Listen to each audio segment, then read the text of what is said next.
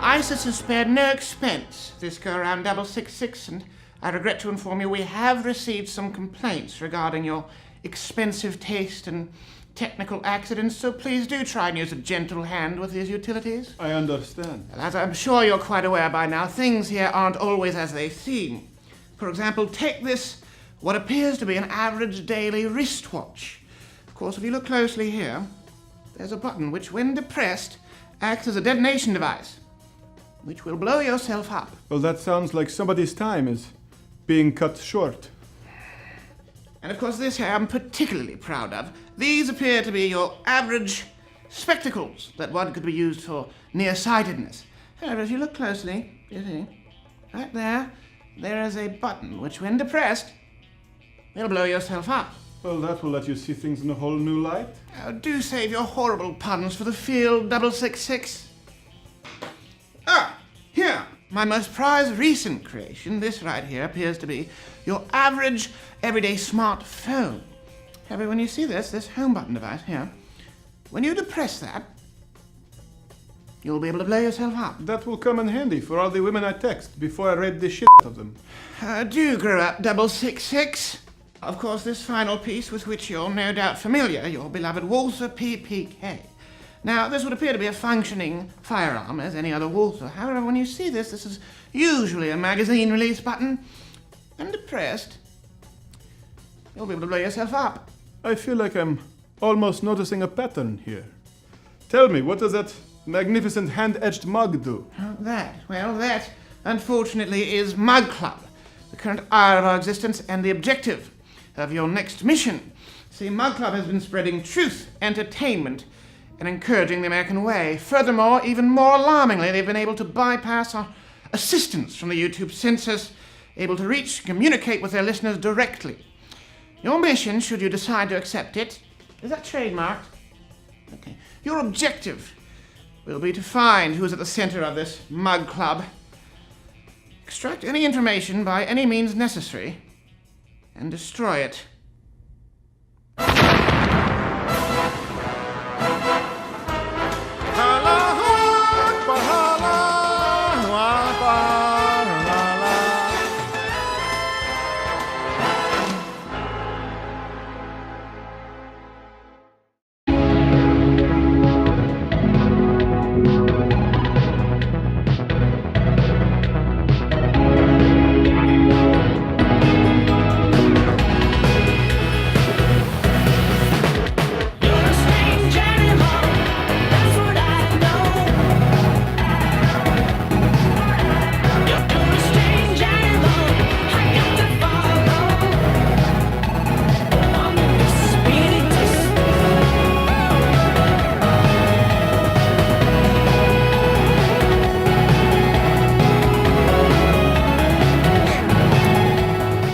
The ancient art of kata, because to learn about other cultures is to appreciate cultures. So that's actually kata number 42, where you throw your punch. I can't do front kick as a part of it. And then once you've hit nobody, they all kick your ass. Producing with me in video studio, as always, is Jared, who is not gay. Follow him on Twitter at NotGayJared, me at SCrowder, with your questions, observations, or comments. Sometimes we read them. I fulfill my legal obligations, draw your own conclusions. Are we good? We're good. You look like every douchebag in that dance. Like you pull up to the car and that guy's a thumping the music next to you in the car. And Shut he's up, like, Pat just G. Morgan Jr. dancing. You're like, I hate that guy. But we love you. I'm really sensing that right now. Speaking of love, we have some great guests. You know, I usually say, we love you. I always say we.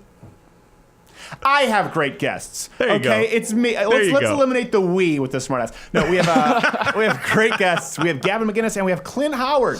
Yes. There we go. So yes. we are throwing all different kinds of crazy today. Mm-hmm. Perhaps clinical. Let's get to the news before then, though. Clint Howard and Gavin McInnes will have to cycle through this pretty quickly. Of course, big news. We've talked about it on The Daily Show at greater length, but now there's an update. Bill O'Reilly, there was a settlement. He officially has been fired from Fox News, and he was not happy. He released a statement on it. Bill O'Reilly was actually so distraught, I don't know if you read this, so distraught upon receiving the phone call of his termination that he actually forgot to inform the lady on the other end of the phone that he was masturbating. So you know it's a bad day. 420. It's 420 today. Yes, it is. I didn't even know what this was. I know. Someone wish you a happy 420. Yeah. I want to make fun of you for that, but I learned about, I want to say 4 years ago. What did 4 it years say ago. about me that they wished me a happy 420? Have a happy 420 tomorrow, bro. I'm like, Yeah. what? No, I don't think it's because they think you're cool. I think it's because they think you've killed brain cells. So, a big thing, a lot of... Well, actually, there were supposed to be a lot of Spiraling out of protests, a control. lot of gatherings today. That was at the beginning of the day. Didn't see a whole lot. I think people just forgot the hashtag. Yeah. Well, they remembered the Maybe. forgot the hashtag. Yes. So not a lot happened, actually. We expected there to be more activism today. We thought there'd be some comedic material. Something exciting. A big one that was expected, actually, was supposed to be at Central Park. A bunch of pro-marijuana advocates were supposed to show up in unity at Central Park, but they decided to boycott it, claiming that Central Park was funded by Big Pharma. So that ended up... They do that. This is why we can never trust Central Park. You never can. You Those can't guys. patent a park, Central Park. Nationwide, though, there were some people. There were a lot of, you saw on the news, a lot of people, a lot of pro-pot advocates. We tried to get one on our show here. We'll probably have one next week. Who are presenting arguments like CBD oils that they help with seizures, or arguments that, I think THC helps with appetite stimulation for people with eating disorders and cancer patients. And there were even some people who, of course, were making the lofty case that marijuana cures cancer, like this guy, who actually just forgot that he had cancer. So that was... The tattoo saved that one. It's the only way. Welcome to Thursday. Otherwise, that one lands a little rough. Like ice air. Like case air. Okay, so Europe. Marine, I guess, Le Pen. Yeah. For a long time, I thought it was Marie. He didn't know it was 420. I thought it was Marie. People in Canada, you'll remember this. Je m'appelle Marie Soleil, bonjour. That was Marie. That was the Marie I grew up with. What the hell was that? Shut up. You're not cultured. You don't understand. I'm okay with that on this You one. speak one language. I'm okay. And you don't even speak it properly. I speak 1.2. You end with a preposition. So, you end with a preposition. Where is this party at? And he's going to laugh at me because I'm speaking one of the most frat boy. complicated romance languages there is in French. Go smoke a joint, Mr. 420. So, Le Pen this is a big thing. It could be a monumental moment for Europe. Yeah.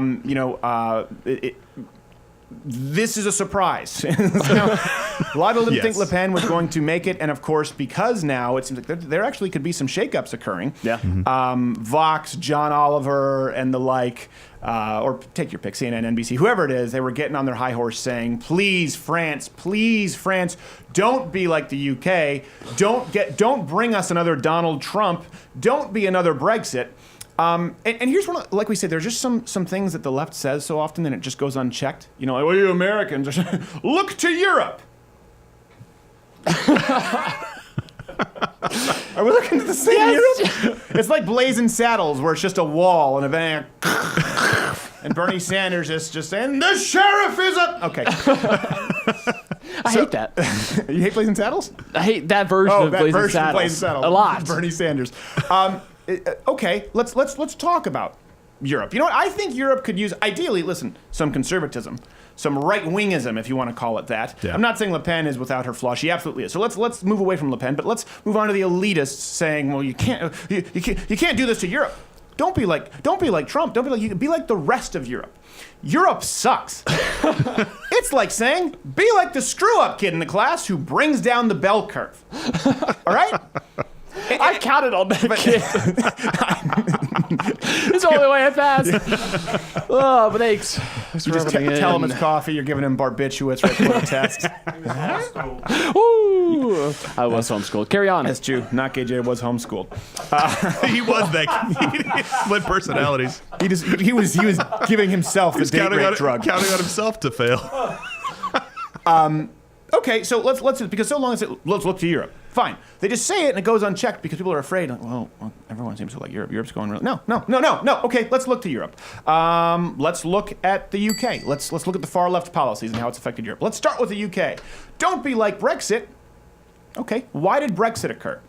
Well, Brexit occurred because Britain didn't want to pay for the economic disasters of other people in the EU. They didn't want the mass immigration and problems that came along with it. And by the way, those problems aren't just they're racist, but skyrocketing crime and all of a sudden no-go Islamic zones in their cities. There were economic problems, there were sociological problems, and the Brits said, no, we're not going to do it anymore. And of course, the elite still can't get over, just like with Donald Trump. They make it worse on themselves. Don't be like Brexit. Well, that's why Brexit happened. So let's look and see how well far-left European socialism has worked. Maybe a little Trumpism, actually, that don't bring Trump here. Maybe you should bring Trump there. Maybe you should physically bring Trump there and see what he does. Probably not much. But you know, you see experiments. Yeah, he's actually not allowed in some of these countries. Let's look to France. It's literally a metaphor. Go on. It's literally a metaphor. Let's look to France. France, of course, we're talking about the election. You know, if we get unemployment, if it's above 6 or 7% here in the States, people start panicking. Yeah. It is at least above 10% in France and has been there for a very long time. And that's, by the way, using their numbers where the government is putting its game face on. Right? They're putting this is them trying to Eddie Haskell it. No, Mrs. Cleaver, unemployment's only at 10%. It's a lot worse. So I'm using their numbers. Terrorism has struck France really hard. You see a problem culturally with France. This is why the media thought, can you believe that Le Pen refused to wear the head covering? And was it with the Iranian Yeah. was it an Iranian representative? I forget it. One of those godforsaken countries. And the media was like, can you believe she would insult their culture like this? And everyone said, yes! Yes. Of course. France, let's go to Sweden. Do we need to say it Do we anymore? need to say any more about Sweden? Rape capital of the West. A 50% increase since 2006. Someone called that statistically significant. So Sweden, not really good at much. They're, you know, your bookcase folds into an armoire. You have an ottoman that becomes a bed. That you can thank Sweden for that. The Swedish bikini team. But when it comes to rape, they're tops. Nobody is better than Sweden with rape because, again, of the mass immigration crisis, which was the big reason for the Brexit and the big reason for Le Pen's success. In their defense, they did weed out the horse meat from the meatballs. They did? They did. I had Gotta no give idea. it to them. Gotta give it to them. I wasn't even all that mad about horse meat. I thought it was exotic. Like eating a bison What do burger. you say to that? Germany. Oh, Germany's a big success. We love pointing to Germany. Bernie Sanders, Hillary Clinton, they use Germany often. First off, I'm of the opinion that when you have a certain amount of world wars under your belt, all of them, I don't care if it's 60 years later. I don't care if it's 70 years later. I don't care if it's a century is not that long throughout modern history. Okay, it's not that long throughout the time period of human history. A century. So, Germany. Gotta wait.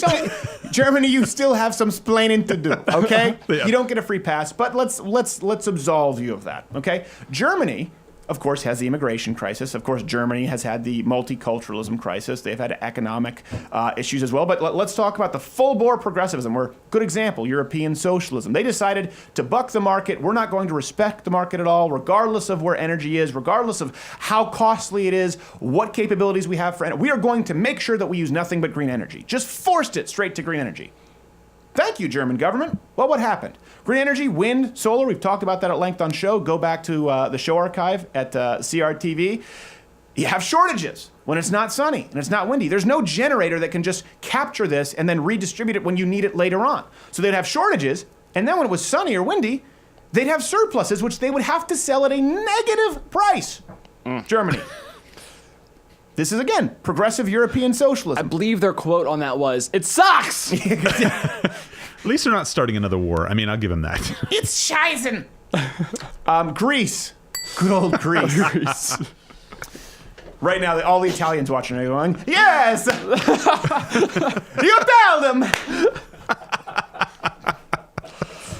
So Greece's economy almost completely collapsed 8 years ago. Pretty much did collapse. The only reason it didn't collapse entirely was because of a bailout. Well, here we are 8 years later, still in a recession, to which their solution is trying to unlock more bailout funds. Yeah. They spend 59% of their GDP on tax benefits. I swear to you. I am moving to Greece. 59% of their GDP on tax benefits. Again, there's some Italian at home right now in his reclining chair going, yeah, you're moving down! Yeah! I feel like their economy's been in free fall for 8 years, and they just There's not a bottom. Well, and There's then, just and then not when a they bottom. tried to, this is again with the entitlement mindset, which is an entitlement mindset in Europe. Nancy Pelosi said, Europe, they have far more time for leisure and arts. We should be more like them as a They're society. lazy. By the way, we create better art. Turns out when artists are allowed to be lazy, they suck at art. They don't do anything. No, they don't do anything. Culturally, very little has come out of Europe in the last few centuries. Let's be honest about it. You go to Europe to look at the beautiful things that were, and people come to the United States to become a part of the beautiful thing that is. That's the big difference of the Yeah. world. Yeah. Sorry, are you saying you're better than us? Yeah. It just shocks me when you have all these John Olivers of the world that look around and they're just in shock that not every country, not every city, not every state wants to just bend over and take it for decades on end, like Detroit or something. You know? Yeah, I They're know. Just, They can't even they're- fathom. the pendulum. They're just shocked. Well, you know what else, too? Like, that's a good example. The people who were shocked were people in Greece, the riots over the austerity measures. And by the way, the austerity measures, don't quote me on this, but it was something like, we're going to reduce the retirement age to 35. Literally, if you look at not literally, figuratively. Jared put literally in my head now. But their austerity measures were not extreme. It was the kind of thing where I was going, hold on a second, they're gonna raise the retirement age to what? When are the Greeks What? retiring? By the way, they haven't really contributed a whole lot. You're not using your Greek smartphone, okay? There's not need Yogurt. Greek yogurt. Yeah. Greek. Okay, so this is what you've given That's us. all you got. You've given us yogurt, some meerschaum pipes, and John Stamos. That's it. Pasta salad. I like gyros. I'm a big fan of They're gyros. all right. I'll give They're them good. that one. They're good. Look, you want to see a war happen in Europe really quick? Yeah. Have the breakup of the European Union. It'll happen. Germany's pissed. They're the ones toting the bill right now. Yeah, well, You that's break it well, up, they're going to be pissed off even That's more. the reason for Brexit, right? Yeah. And so now it places more burden. It's just like Yeah. a welfare queen, only Europe. Yeah. Yeah. And like Jared was saying, like Dr. Jared was saying, they're shocked at someone like Le Pen. Listen, and Le Pen's pretty extreme for Europe, certainly. I mean, it's not like you had the option of, you know what, I think I'm a centrist. There was no Kasich option, okay? So it's like you have far left, and then you have Le Pen. And the fact is, the pendulum swings the other way. And they've been taking this for so long in Europe from the elitists, people like John Oliver, people like the BBC or Sky News, where they occasionally invite me on and then remember why they shouldn't invite me on anymore.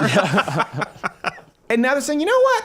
I'm not a racist. You know what? I am a nationalist in the sense that I care about my country and I want to see my country do well. And I care about my country more than I care about some arbitrary idea that was thought up by some intellectual elites with the European Union so that I can support a bunch of hairy-ass Greeks sunbathing their entire day and retire at 37 because they were hairdressers, and that's considered putting your life in danger inhaling toxic fumes. That's not even a joke.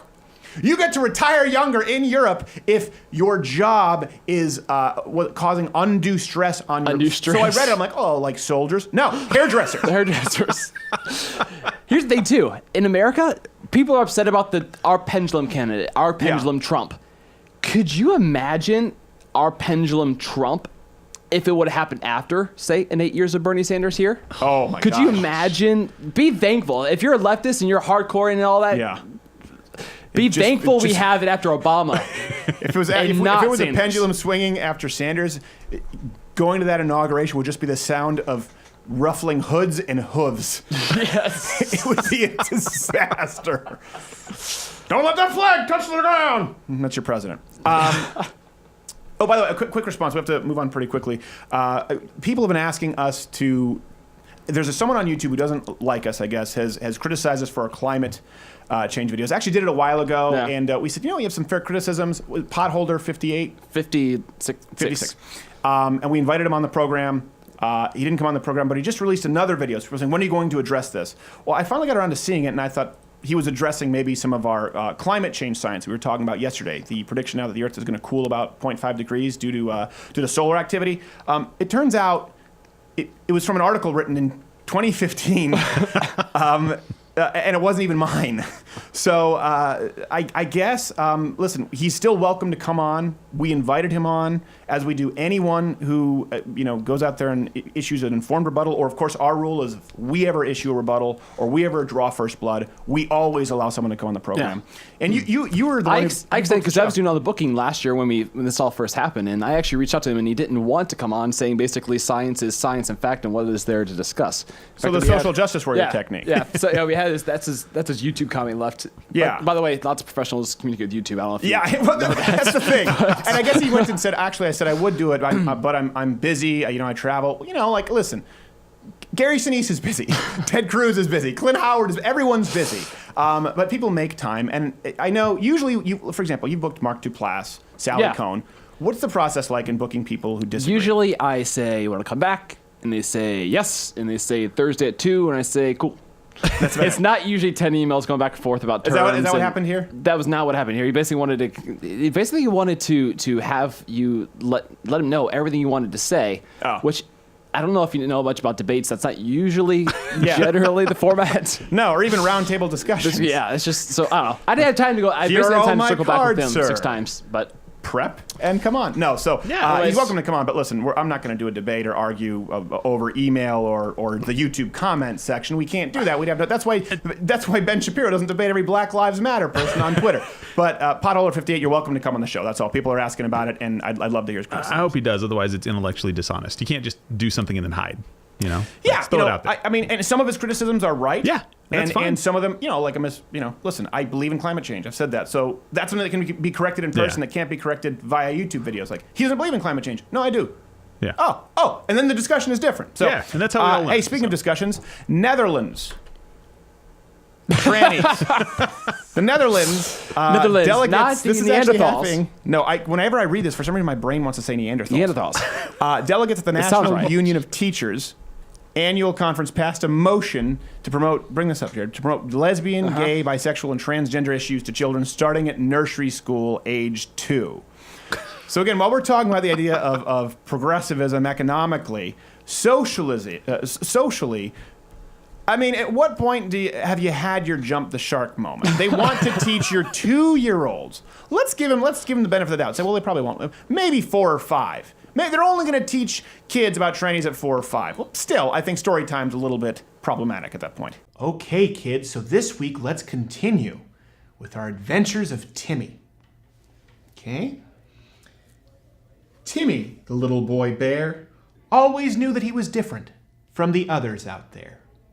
Because Timmy, deep down, you see, secretly wanted to be Tiffany. He wants to be a girl? Each day he went home, he'd wear little girl's clothes.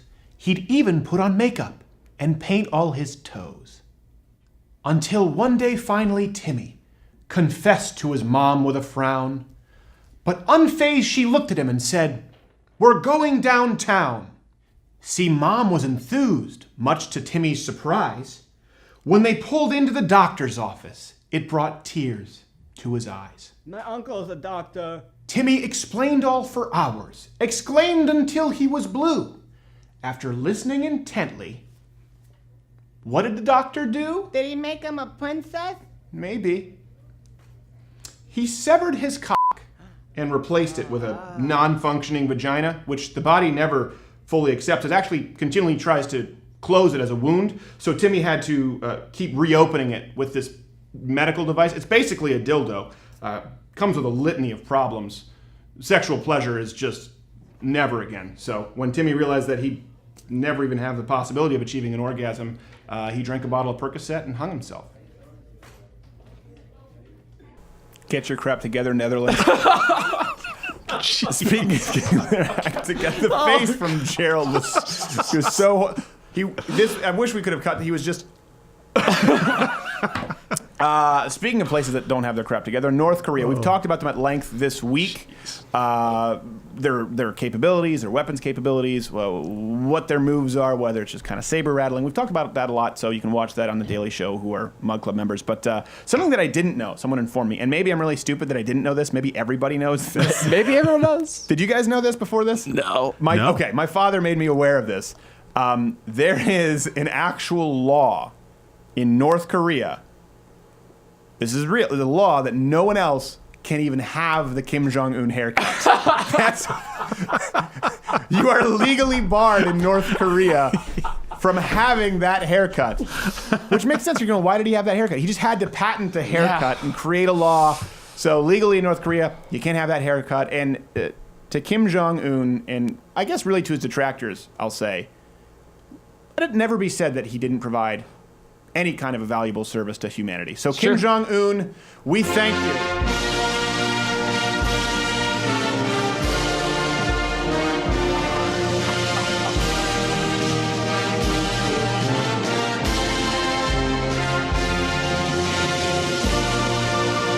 Thank you, dear leader. Gavin McInnes coming up next, then Clint Howard.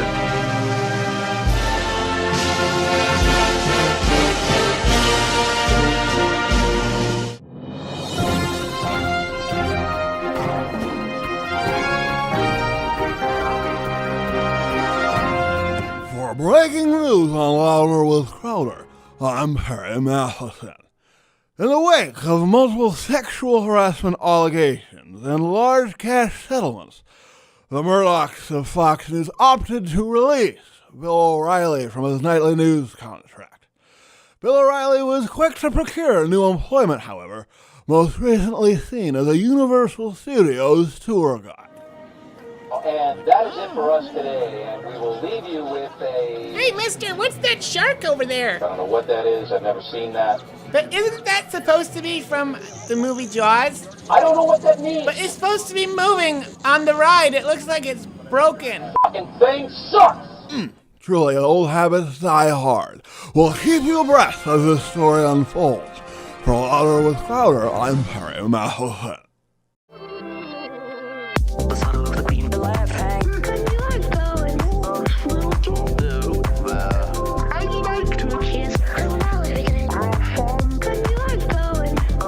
I don't know why, but apparently robots have a problem with this a lot. I always see that in the Why are they dance. always so rusty? And I don't know why the bump is the exact same as yesterday. Someone's getting fired. I love our next guest.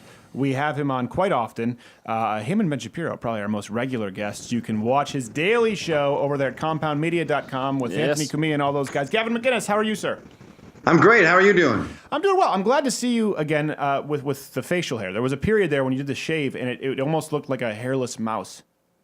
Yeah, I'm not attractive, and that is why the Lord granted me the ability to grow a fake face, so I can grow a chin and a distraction from the wrinkly sort of I look like Donald Sutherland with AIDS most of the time. Donald Sutherland looks like Donald Sutherland with AIDS. So he actually had a lake house when we were young. I don't know if you know, Lake Massawippi is just north of Montreal. It's there, Magog. Remember Magog? Yeah. It was we were right, and Donald Sutherland had a lake right there on Lake Massawippi. That's where I told the story. I was sure I was going to die in the kayak. Have you ever had that? We'll get to talk about Antifa. I know you want to talk about that. Have you ever had a moment? And I don't mean like, oh my God, I'm going to die. This was me in a kayak. This is a true story. On Lake Massawippi, a baseball throw away from Donald Sutherland's house. There was a kayak at this cottage. It wasn't ours, but it was one of those enclosed kayaks. You know what I'm talking about? Where it's not open. And I remember just kind of, I'll go out, do this. I went out. I tipped over. And I thought, I'm going to tip myself back up. And I couldn't. And I was upside down, and water was going in my nose, and I couldn't get out of this kayak. And I remember thinking, literally, I had a moment. It's like everything went calm, and I thought, oh my God, my dad is only 40 feet away from me on shore at a fire. I'm going to die here right now, and no one's going to know. No one is going to know that right now this is how it ends. Have you ever had a moment with death like that? Yes, I have. I was in Sandbanks, Ontario, and I was riding a jet I remember Sandbanks. for the first time ever. And the way those are designed is when you fall off, they veer left. So this was veering left, but the wind was so strong that it was still going away, even with the veer. So I was swimming at it, and then I thought, oh, I'll just take off this stupid bulky life jacket, and then I can swim at it and catch it. Well, I ran out of energy chasing it, and I started panicking. And I remember I was taking rests underwater. So I was going, and going underwater for a resting time, and then, and I remember vividly, I could see my parents seeing it in the paper the next day, like Ontario boy drowns in sandbanks, blah blah blah. Okay, well I'm glad. So it's very, first off, two constants there with our stories. We both thought, oh, we can handle it. You thought, oh, I'll just swim, I'll catch it. No, you didn't really take into account physics. Just like me with the kayak. I don't know why I thought I was a trained kayakist. And there is almost a moment of not your life flashes before your eyes, but calm. Like you would think you're just thinking about the panic, but like me, you were thinking they're going to read about it in the paper. That's the thing that crosses your mind. Like, oh my God, this is it. It is, and it's something you never forget. Yeah. How did you get back up? I don't understand kayaks. Are you supposed to wear a life jacket and the life jacket brings you back up? No, there's a technique where people, if you watch them, when they're doing the White River kayaking, they just they torque their paddle and it gets them up. But I was deep enough where I couldn't hit sand. And I don't know. I don't even remember, honestly. I couldn't. I just panicked. Maybe I came out and just said, to hell with this, and pushed the kayak away to Sutherland's house. I don't remember, but I'm still alive. There you go. Near-death stories. There you go. With Gavin and Crowder. Not quite the same as Tim Kennedy's. Gavin, you've been talking a lot this week about Antifa, or Antifa, however they pronounce it. Inform us. How to pronounce it? How to pronounce it and what's been going on with them. I did. So we had a big the narrative from the left side is that we had a big rumble in the jungle on April 15th in Berkeley, and they showed up to fight and we showed up to fight and we happened to win that particular one. Oh, were you there? No. Okay. When I say we, I mean Proud Boys. Okay, got it. I was like, was he the shirtless guy in the American flag shorts punching air? Did you see that guy? That guy was pathetic. Come on. I sort of was in spirit. But what really happened was our guys went there, right? All Lawrence Southern, Baked Alaska, all the speakers, Latinos for Trump, and the mayor had them all disarmed. He said it was in order to ensure there's no violence, but it was in fact to ensure violence. You see, the mayor of disarmed Berkeley the speakers? disarmed the speakers and all the supporters, all the Trump people. Well, but in California, if I'm not mistaken, I know in Los Angeles, there's pretty much no way to carry unless you get permission from a sheriff. So I would doubt that many of them. I'm talking about you couldn't wear a helmet. You couldn't bring a shield. Oh. They were taking every sign away, like every single thing stripped, checked. You couldn't be concealing pepper spray, nothing, right?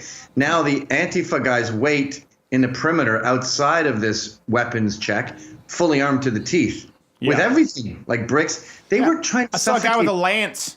Yeah, they had plastic bags. They were putting plastic bags over people's heads. Like they were trying to murder people. Well, how else do you expect them to kill people when they live in their mother's basement? They're resourceful. Mom, give me the Trader Joe bags. So we do the talk. It goes down, much to their chagrin. And by the way, if they wanted to have a talk, we wouldn't even bother going. I don't care if you want to have a Trump is Hitler meeting. Go nuts. But then we had to get out. And they had us surrounded. So everyone fought their way out, let the women and children go, and then they thought, let's just stay and kick their ass. And they did. They beat up. I think there's we talked about that. Like, it's one thing. Do you think we can tell the Antifa story now, Jared? Do you think it's a good idea? I think you're fine. Okay, well, we were at South by Southwest. This is true. And I don't know if you saw, we broadcast live from there with Tim Kennedy.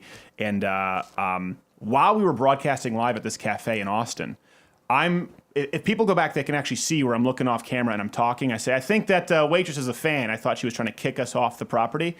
Well, what happened is we're broadcasting, and the owner of this cafe gets a poster from Antifa, and it has our faces on it. And it said something to the effect of, notify us if you find these people, alt-right. Yeah. They call us alt-right neo-Nazi racists. We're probably more reviled by the alt-right than many other conservatives.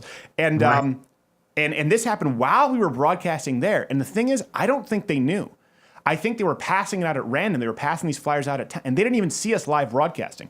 Then after that, we go to this private place where we can get in with our badges.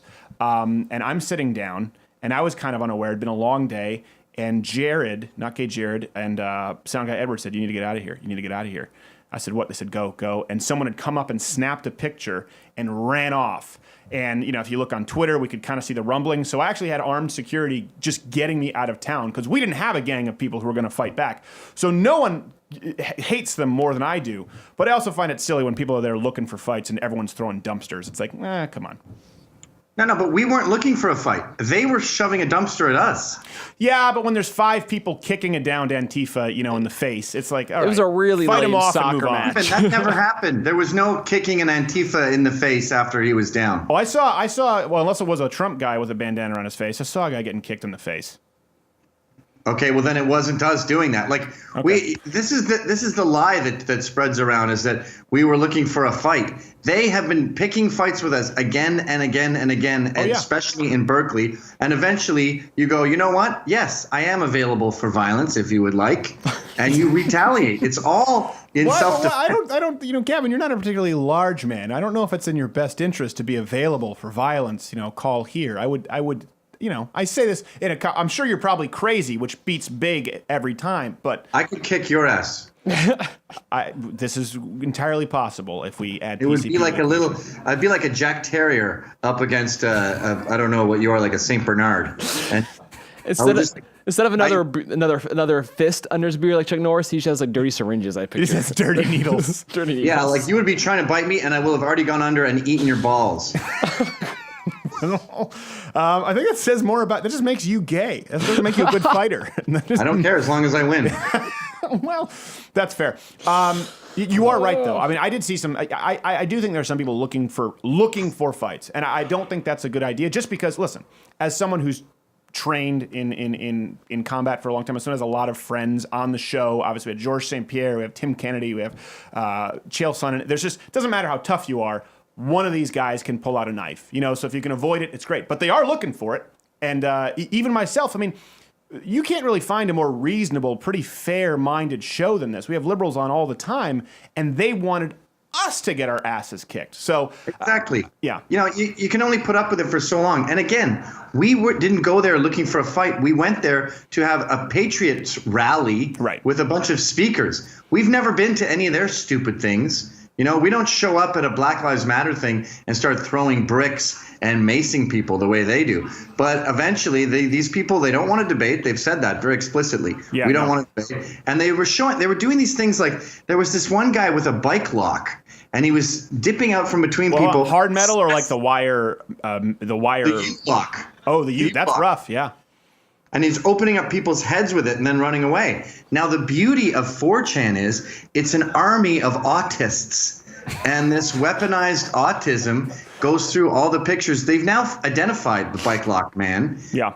Eric Cartel or something like that. Catrell. Anyway, he's got charges against him now. The victim of bike lock man is now charging bike lock man. And we're finding all these other people that were involved by going through frame after frame after frame.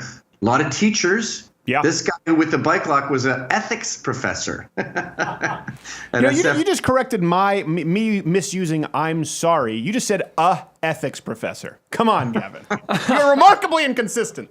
No, he teaches a type of ethics that has a very tiny H in front of it that you probably didn't hear me say. Okay. But it's Hispanic ethics, and it's ethics. Okay. So it's ethics. Well, professor. now the appropriate "I'm sorry." My apologies. Okay. I misunderstood. I misunderstood you, man. We don't pronounce our H like that. The way that your air moves around in the hair. In the hair. My mom's the same thing. It's true. And then she adds a plural where there is none. Do you want to have a shrimps? No. Why? You never use an S when it's needed. And now it just appears. I like how French Canadians always say, I won't swear on your show, but they say, that's it, that's all, F them all. Yeah, I know. That's exactly, that's it, that's all. That's not a colloquialism that we have. No, it's not. Okay, well, listen. I just set off the Siri thing. How did I do that? Alexa. Did I say Alexa? I don't know. They're always listening. You know that thing is always listening unless you tell it not to listen. So even when you're not saying Alexa, it's listening to the whole room. Just unplug it. It just makes an executive decision. I could be lying. No, but it is true. I did find that out with Google Home and Alexa. They're like, it listens and it learns. And if you want to mute it, it's in the fine print. You have to say, hey, mute yourself. And it fights you on it. I don't know why those things exist. You can't Google a question. It doesn't make sense. Yeah, I know. It's pretty silly. So, Gavin, we have to go here pretty soon. What do you think is the end game here with Antifa? I will say, I feel somewhat vindicated because I've dealt with Antifa before. It was just known as Michigan Unions. And I think now everyone's just seeing the left for who they are. And I think you saw Berkeley before. This is not the first time. There were no charges brought against these people. Yeah. So right now, it's really only because of political pressure. They're going, all right, we have to charge some of them. What do you think will happen? How far does this go? I am very optimistic, as usual. And I think what's happening is the smart, normal people within the anarchist left are realizing, my movement is populated with sadistic psychos. Yeah. And the smart ones will become libertarian or bona fide anarchists who want less government. And the loonies will always be loony. But I think we've now fractured this far left movement and showed them that half of them are tranny porn stars who have lobster fists up their orifices. or a phi, Gavin. phi. Get right with your corrections. That is Gavin McInnes at compoundmedia.com. Thank you very much, brother. You look good with the beard. You look like a Viking. Hope to see you soon, okay? And you call me gay. Well, listen. A little bit is okay. It's a spritz. Oh. Music. You've heard me say this for the last couple of weeks. 1%. What's that number? Not good, Jared? And we can't even hear you. Is your microphone not on? He can't even reach over to the microphone. He's reaching. There you go. He reached because Edward the sound guy was going. 1%. What does that mean? We've talked about this. We know, YouTube right now is there's certainly a lot of uncertainty. See, I talked myself into a corner, but I jiu-jitsu'd my way out. That's why we have louderwithcrowder.com/mugclub. We've partnered up with CRTV. Over there, you've got Michelle Malkin, Mark Levin, Steve Deese, Matt Keeble. We're going to have a lot of other people coming over there. And, there's a lot of uncertainty on YouTube with what's going to happen. Revenue has dropped to zero for people who deal with any controversial topics. And we see a lot of people out there saying, what are we going to do? What are we going to do? Well, if 1% of you support the network that we're creating now, $99 annually, that's $69 if you're a student, veteran, military, and we are very lenient with the student discounts, okay? I snuck in. You a blue belt? You're a student. You get this wonderful hand-etched mug, but if 1% of the people just listening to these broadcasts or reading the site out there who are fans, subscribers, actually subscribe it, that it ends up averaging to about $5 something a month, we can help all those people. We can grow to a magnitude that no one's ever really seen before in alternative media. And by the way, we'll still be able to keep stuff free on YouTube. That's the wonder of being able to support, Mug Club CRTV, is it actually allows us to put more free content on YouTube. And if YouTube wants to demonetize it, we don't care. That's the ultimate irony in it.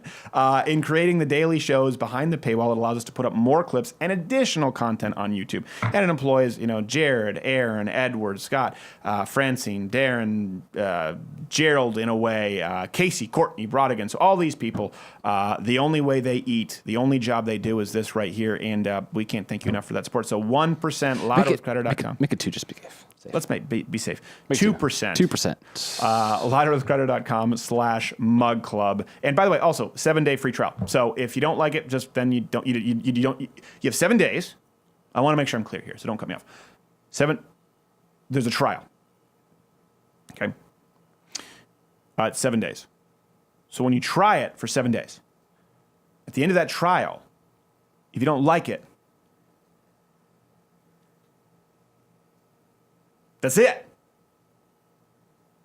louderwithcrowder.com/mug club. Happy birthday to you. Happy birthday to you. Happy birthday, dear Clint Howard and Hitler. Happy birthday to you. For those who don't know, next guest, not the corpse of Hitler, but Clint Howard. Yes! Wow. There was a modicum of talent. A modicum. Thank you very much. We appreciate it.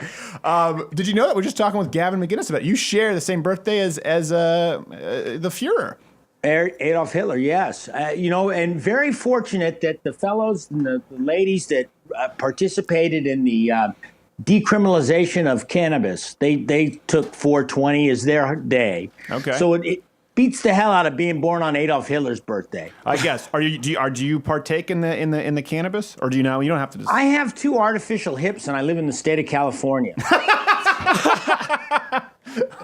Okay, we will do with that what we may. The medications that I take is between me and my doctor. Yes, exactly. Or, what are you doing? Is Edward the sound guy? Edward the sound guy has a party. Where'd you find the party hat? Edward just took a selfie. He's just Jesus. selfies every year. Because it's Adolf Hitler's birthday, you're Yes. dressing up in a pointy hat. Yeah, he That's was good. prepared. This is off to a great start. Well, happy birthday, Clint. It's funny. We had you on the show last time. It was the first time we met, and gosh, we got so much feedback, which is rare for something that's non-controversial. Usually we get feedback if either some news breaks or there's an argument, but we just had a friendly conversation and so many people were demanding that we get Clint Howard back. So that's the effect you have. Well, I don't know. Were they holding guns when they were making that demand? I don't know. They could have question. been pantsless for all we know on the Twitter. Hey, listen, I'll tell you what. I span a couple of generations of people. I mean, I got a tax return from 1961. So in fact, the range and just, I don't know, I've affected a lot of people.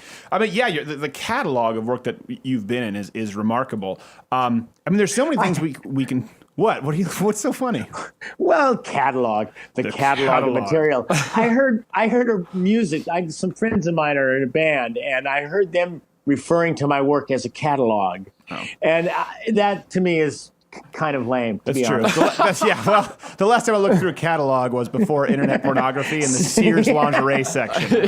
Oh, J.C. Penney. And you want to know the truth? This is true. I swear this is a true story. There was a lady, I would look in the ladies' underwear section when I was a kid, and there was a lady, she was like half Asian, and she appeared in all of them, and I was walking through the mall with my mother, and there was a poster with her, but she was just like advertising for jeans, but I knew it was the underwear girl. You thought you caught her. And I looked away. I couldn't look my mom in the eye for like a week. I swear that's true. And there was no camel toe or anything like that. Well, I don't. There probably probably not back then. They didn't have Photoshop. Clint, so you were bent. You were bent as a child. This is true. Yeah, I don't think bent. I mean, you're just looking at a lady in underwear. It's not like today where kids it's just the most disgusting, depraved stuff. The poor. You knew the lineups. You knew the rosters. I did. You could recognize the players. You didn't even need a scorecard. I did. I said that Lois Jeans. She's the number one draft pick. I know that woman. Hey, speaking of which, so you were talking about off air how you just shot. Was it a film or a TV show? And you worked again with Charlie Sheen, and it had been a while. Yes, I got to work with Charlie again after, I don't know, over 25 years. We did a Crackle TV movie. It's being streamed online on Crackle. Yeah. And Charlie and Leah Remini is in it. Oh, really? We've been actually trying to get her as a guest on the show, but she was so swamped because of the Scientology thing. Remember? It was like everyone wanted her. Oh, yeah, no, and I'll tell you what, she's a good guest because she's sure forthright about it, and she's a good conversationalist. I can work on that if you want. I mean, it's not that big a deal. I actually think King of Queens is one of the most underrated sitcoms ever. So I was a huge fan. Oh, stop it. Look, she's your friend. Don't go. Well, you're, Jerry Stiller. That's a big category you just mentioned. Well, underrated in the sense that, Everybody Loves Raymond is great. And King of Queens kind of, it preceded it, so no one even thought of it. But when you go back and watch it, it still stands up. Well, yeah, it was good writers. Yeah. There was still that generation of good, bam bam sitcom writing. But anyway, with Charlie, I knew Charlie when he was still living at his mom and dad's house.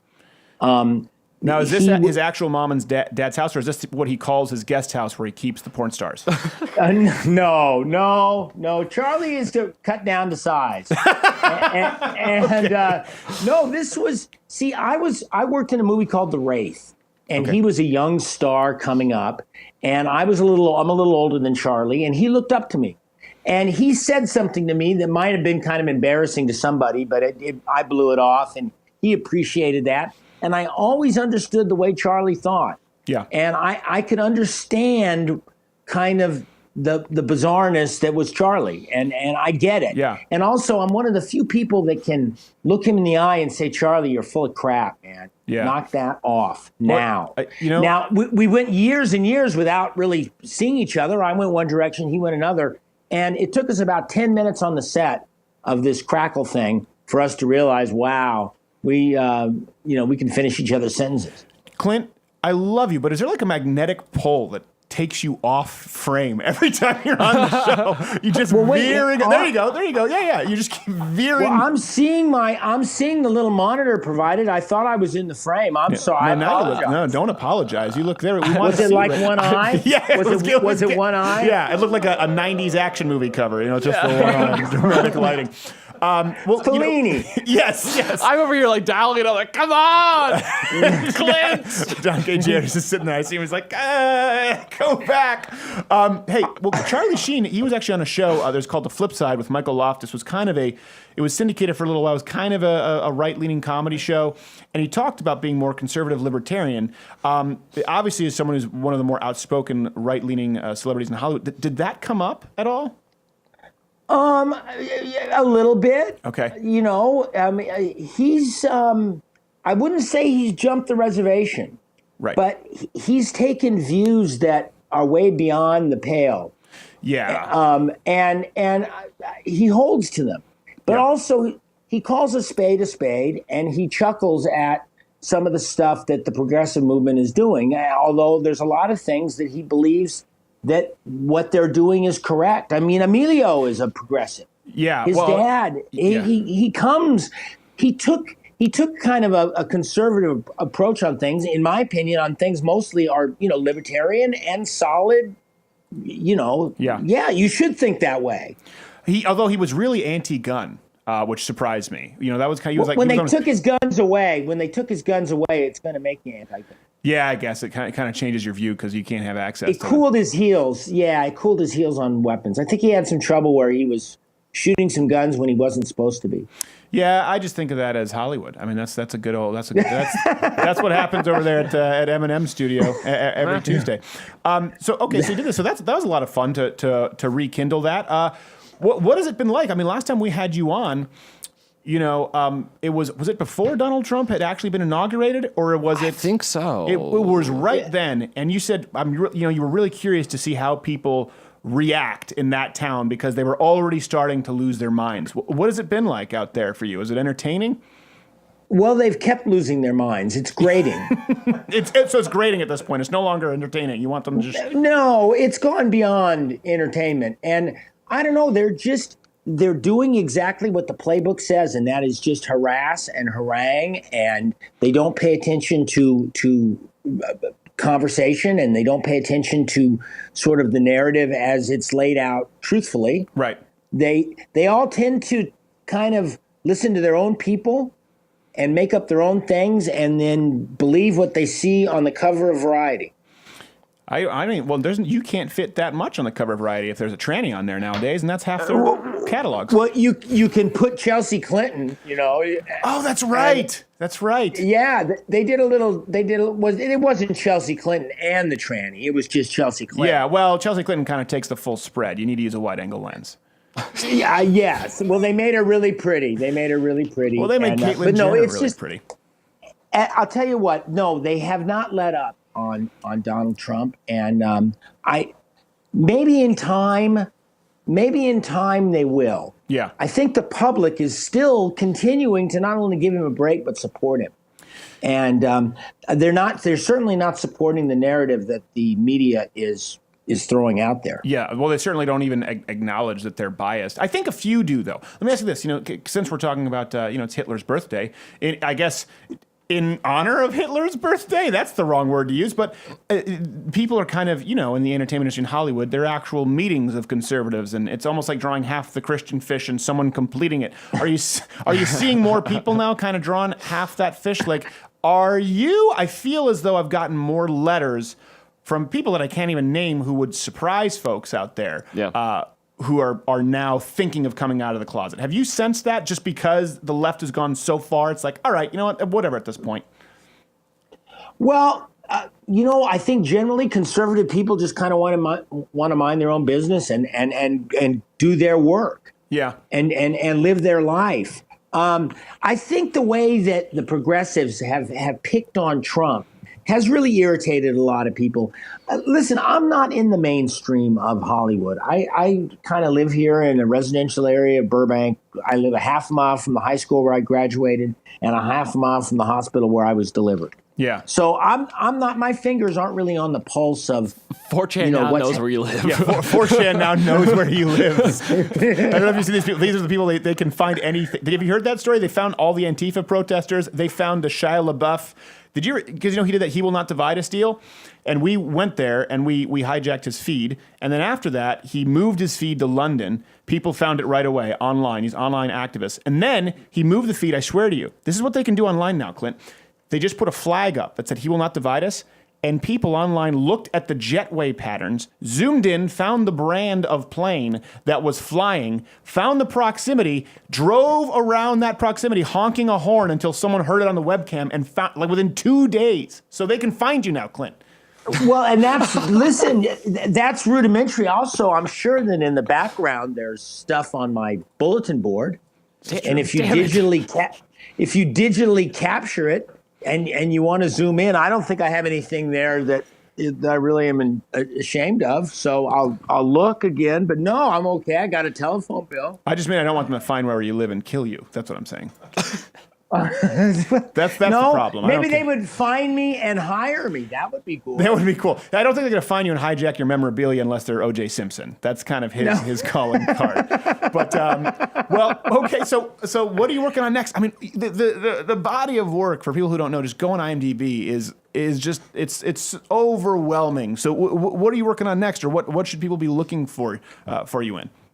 Well, I heard a rumor that my brother is getting ready to do a picture, and it involves Americans in America, which is really wonderful. I mean, only because, listen, I'm a team player, and if it doesn't make sense, I mean, there's nothing for me in Da Vinci Code.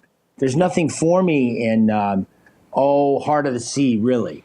So anyway, but this one I think is going to be here, and I'm kind of excited. Hopefully it's going to unfold pretty quick. I worked on...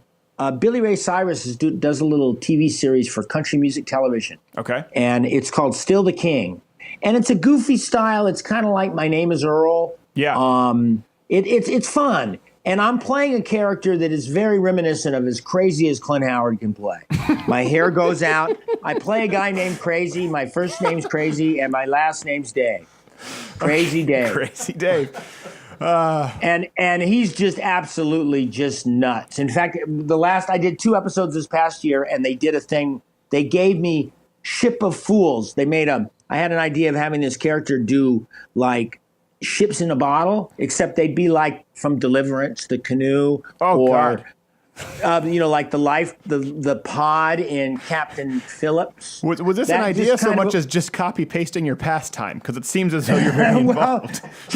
Just weird. So these guys on the last day of rap, they presented me with a copy of inside of an old wine bottle. There's a Deliverance scene. Oh, gosh. I hate that film.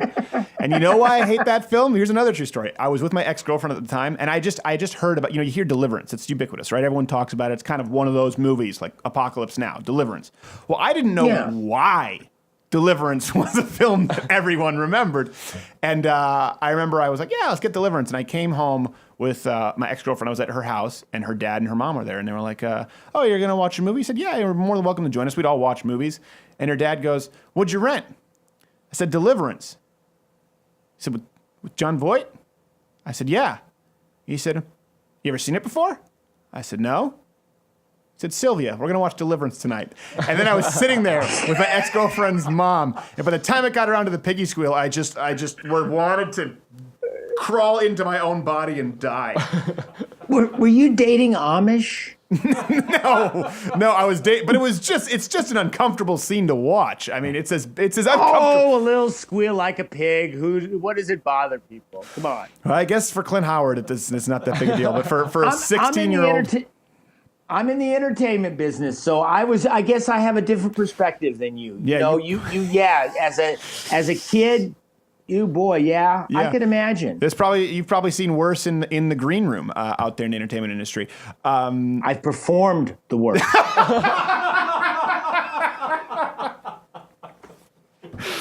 All right. Well, listen, we don't have a ton of time, so we'll have to talk about that when we have you back next time, and we'll frame you up perfectly. Clint Howard, thank you so much. And I also wouldn't mind getting political a little bit too. I mean, I want to talk about the Vagina Museum. Oh, well, okay. Well, before we go, I was on the. It was catch and release, and you're reeling back in. No. Listen, I know. Hopefully, the Vagina Museum will stay afloat a while longer because I think there's just an unlimited opportunity to make pilgrimages there and tribute. Yes. Because is there anything better in the world than what they're talking about? When you make it like 12 feet high in plaster, all of a sudden it's off-putting. And it's taking, they're taking something that we love and ruining it. So bring it on, baby. So did Elvis. All right. Well, next time we can talk political. I tried to talk political. I thought you wanted to veer off, but next time we will do that. You tell us exactly what you want to talk about. Clint Howard. Hey, go ahead. Big fun. Thank you so much, Clint. Clint Howard dictates today. Next time, Clint Howard's birthday. Wish him a happy birthday however you can, but that's music. That means we're going to wrap this up after this. It just isn't done that well. The son of the queen of the laugh hang.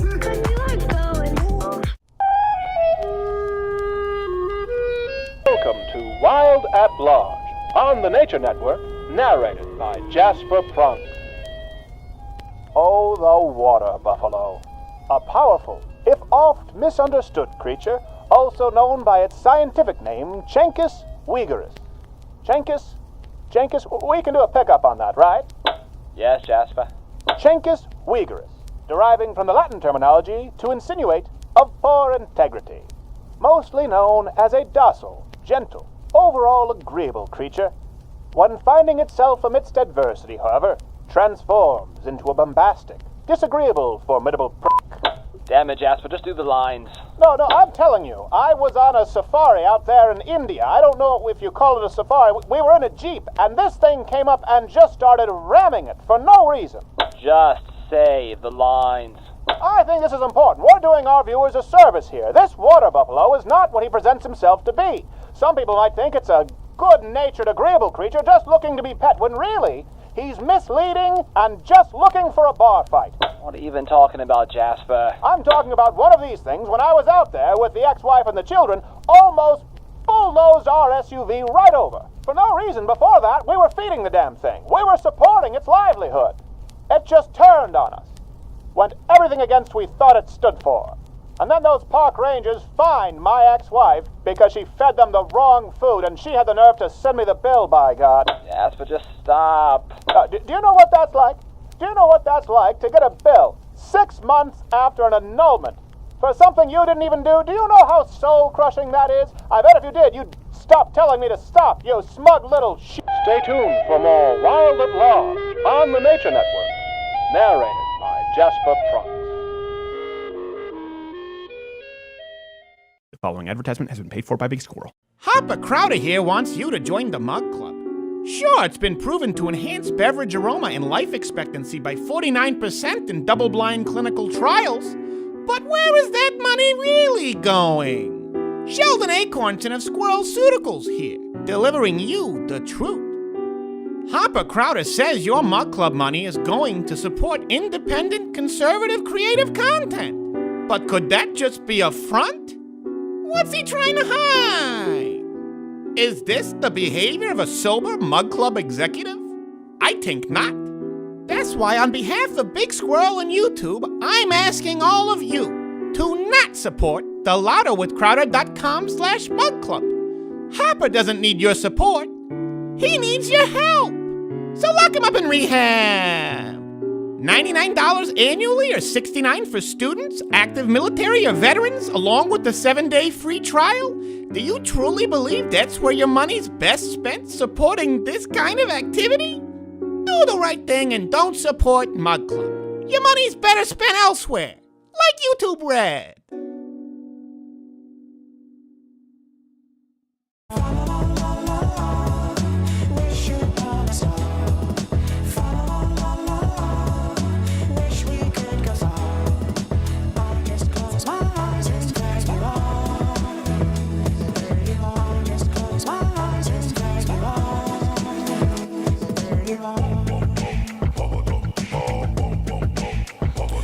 All right, glad to be with you. Thanks so much to Gavin and Clint Howard. Also, your psychiatrist called.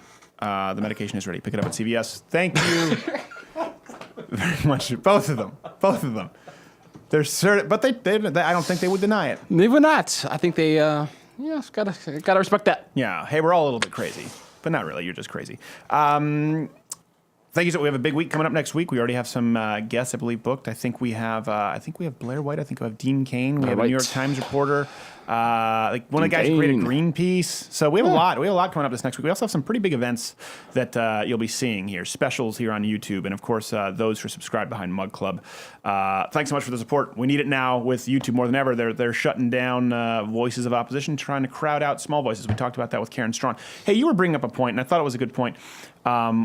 And I've written an article, I wrote an article for Fox News a long time ago when I used to work there about how leftists want to keep you in big cities. And it's actually by design. That's why they create these welfare programs. That's why they want you on public transit. They want you dependent on the government. And that's why you do see there's a multitude of reasons where liberal enclaves exist in big cities.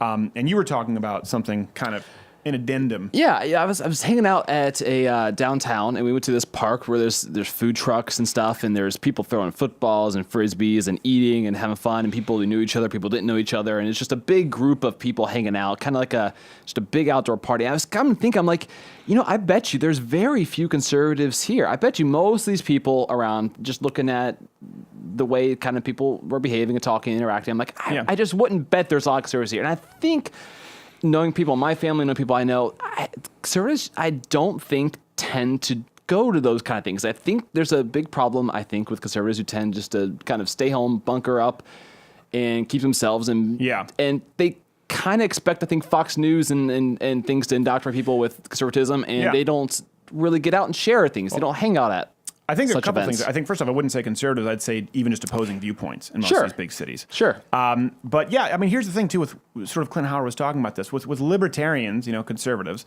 what do they really want you to leave them alone, right? They don't want you very involved with their life. So you have that component to it. Then, again, we've talked about how we have conservatives, we have libertarians, we have sort of populists. There's such a wide, we have constitutionalists. There's such a wide spectrum as opposed to the left right now. There really is no room for someone even like a Dave Rubin. There would be no room for a JFK on the left today. It's very narrow. They're very extreme. They are far more extreme than the spectrum of conservatives. So that also adds to it where I don't know who it was who said this, with conservatives, it's kind of like trying to herd cats because you encourage them to think differently. You encourage them to argue. You encourage them to question authority. You encourage them to effectively be contrarian and use the Socratic method as we do on this show. And then you're like, hey, can we band together for this? No. So you have that component. And then you have the component where conservatives just don't tend to want to live in big cities because they like their freedom. They like their independence. People, I just love the New York subway. Well, most conservatives are going to say, good for you. I like having a car. When I lived in New York City, people say, the subway system is so convenient. I can leave from my house on the Upper East Side, and I can be down in Midtown on 6th Avenue in 25 minutes. I'm like, great. Anywhere else in the country, I can walk out my door 4 steps into my driveway, and I'm there within 3. Yep. You're talking about a 2-mile drive. So this is just me. I don't like I like visiting big cities. I don't like being in big cities. And of course, big cities breed dependence. You see that. You see that with, of course, the intellectual elites, as we talk about. The John Oliver. These people, they avoid rural America, rural anywhere, like the plague. It's not even just rural America. You see it in Europe now, like we're talking about with Le Pen. People just thought it was an American redneck thing. You're seeing it everywhere where people aren't right in the leftist echo chamber. So I think you're right about that. And then, furthermore, the right is such an echo chamber, like you're talking about, Fox News. Right now, everyone's fighting about Bill O'Reilly. The left is laughing at us because no one cares. I mean, Fox News is lucky to pull 3 million viewers. The Walking Dead, 15 million. Breaking Bad was like 15 million on its last episode.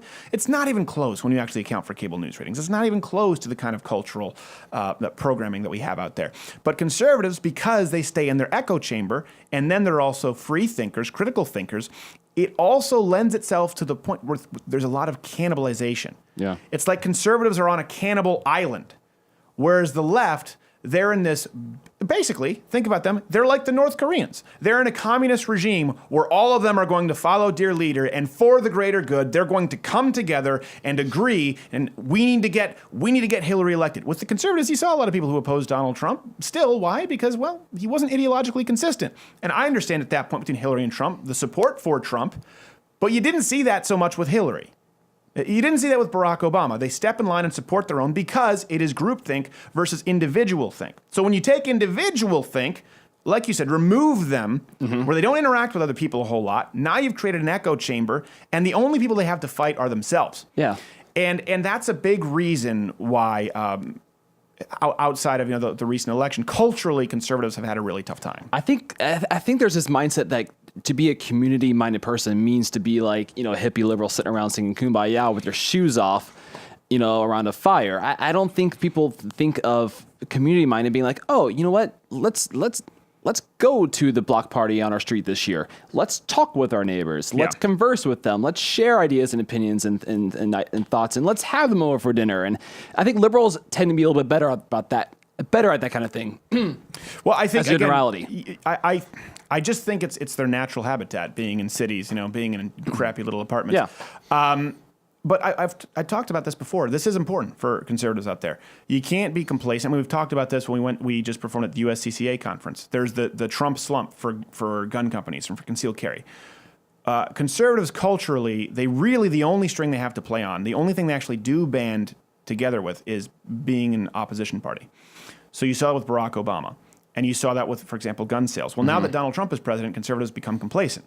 And they look to Fox News to save them. They look to some transcendent political figure to save them. They don't understand that it's a constant cultural battle. Yeah. You're not looking for the Rocky Marciano one overhand right to fix it. You need to be flicking that jab this entire time. And they're not.